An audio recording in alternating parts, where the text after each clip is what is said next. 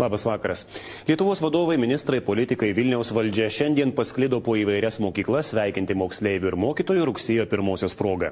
Tačiau nė vienas aukštas svečias nepasirodė sostinės Vaduvos mokykloje, kurios mokiniai jau 40 metų kasdien į pamokas lenda beveik 100 metrų ilgio vamzdžiu. Apie neįprastą kelią į mokyklą Marto Kalendros reportažas. Kurį kelniuką ar kur visi? Štai taip žemosiose Paneriuose gyvenantiems mokiniams tenka eiti į rugsėjo 1-osios šventę. Gyventojų metro juokais vadinamam tuneliui jau daugiau nei 40 metų. Tai kol kas saugiausias ir trumpiausias kelias jungiantis žemosius Panerius ir Vilkpėdę. Sakykit, kodėl tenka dabar lysti pro tunelį? Paprasčiausiai čia kol kas yra saugiausias kelias. Ir vaikam patogiau eiti. Esmė, kad per viršų daug eina didelis rautos traukinių.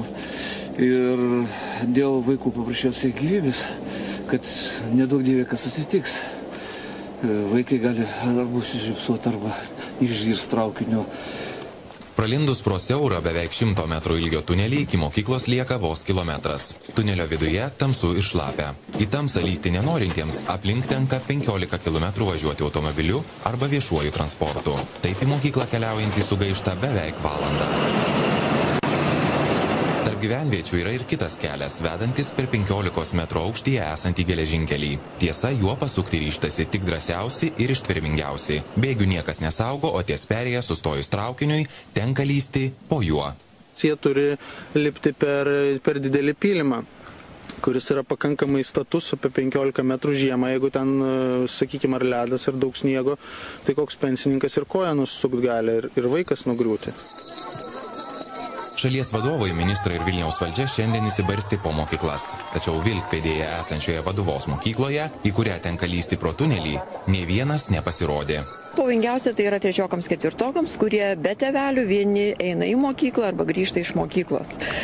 Manyčiau, problema dar yra didelė ir ta, kad, sakykime, vaikai laisvalaikiu, to tuneliu naudojasi, juos vilioja.